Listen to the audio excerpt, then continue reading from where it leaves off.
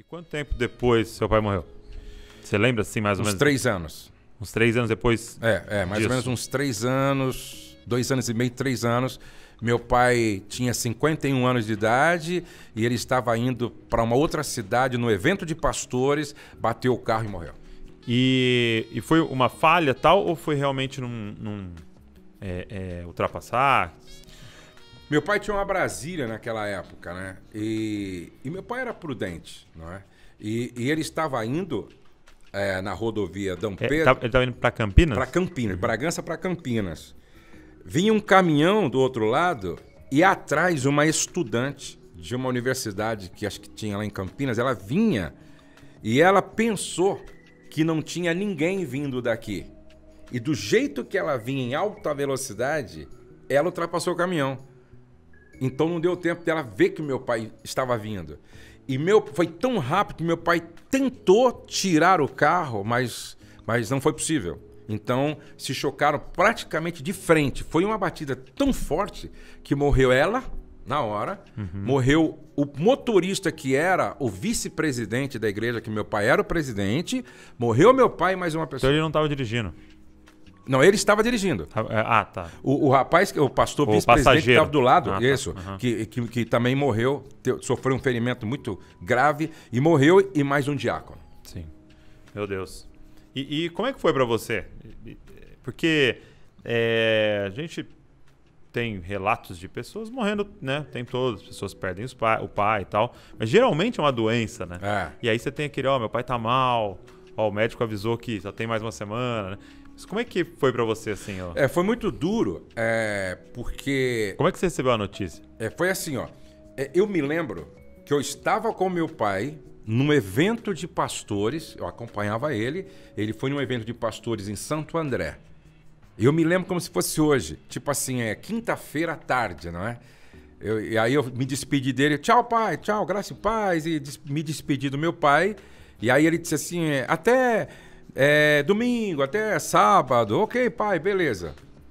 Aí meu pai viajou para Bragança, na sexta-feira meu pai tinha esse evento lá em Campinas, e no final de semana haveria uma festa das irmãs na igreja. Sim. Era o congresso de senhoras na igreja. Eu iria para Franca, num congresso de jovens, participar lá, né? E talvez viria no domingo para a festa das irmãs. Entendi. Quando eu estou indo lá de Santo André, na sexta-feira, quando eu estou indo para Franca, a polícia rodoviária para o meu ônibus. E entra e diz assim, Josué Gonçalves da Silva. Aí eu me apresentei, aí ele disse, desce, entre em contato com a sua casa, porque deve estar acontecendo alguma coisa séria lá. Eu fiquei meio assim, né? Aí eu fui no orelhão, naquela época eu não tinha celular, fui no orelhão, liguei pro meu irmão Marcos, o meu irmão mais velho. Olha só, meu irmão Marcos pensava que eu sabia e estava ligando para ele para informar. Sim. Então, quando eu ligo para ele e digo assim, ô Marcos, você está sabendo de alguma coisa que está acontecendo lá em casa? Porque eu liguei para casa, ninguém atendia. Aí ele respondeu assim, que o pai bateu o carro, quebrou o pescoço e morreu?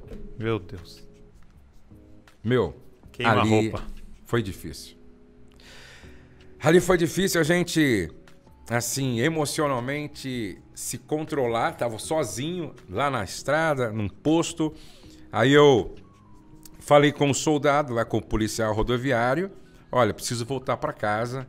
Precisava de uma carona, de repente. Aí ele parou um ônibus e falou, o senhor Josué precisa ir até a rodoviária de Campinas e aconteceu um fato na casa dele, explicou, o senhor pode levar? Ele falou, não, pode ir. Aí peguei esse ônibus e voltei para casa. Pior, quando eu chego em casa, eu não sabia que o outro pastor havia morrido. Quando eu chego em casa, que eu entro na sala, minha mãe está chorando e a esposa do vice estava chorando. E aí eu perguntei o que houve. Aí a minha mãe disse, o pastor José Monteiro também partiu para a eternidade. E ele tinha, acho que 6 ou 7 filhos pequenos assim, Aquilo me doeu mais do que a morte do meu pai. É mesmo, aquela cena. Quando eu olhei aquelas crianças, todas chorando a morte do pai, ali realmente eu fiquei assim, meu Deus, transtornado, não é? Mas como eu era assim, o mais, eu diria, espiritualmente maduro, eu precisei ser, naquela hora, como ali, que a coluna da minha família. Então, por exemplo, eu não chorei até o momento que eu dei a última palavra, não é? Porque eu fui o último a falar no velório do meu pai. Até ali eu não tinha praticamente chorado, assim, me segurando. Mas ali eu chorei e daí eu não chorei também muito, né, no sepultamento. Porém, depois que sepultamos meu pai, me lembro como se fosse hoje, meu pai tinha o mesmo lugar que ele sentava para orar. E ele orava, ele sempre orava. Ele gostava de ele orar para comer e tal.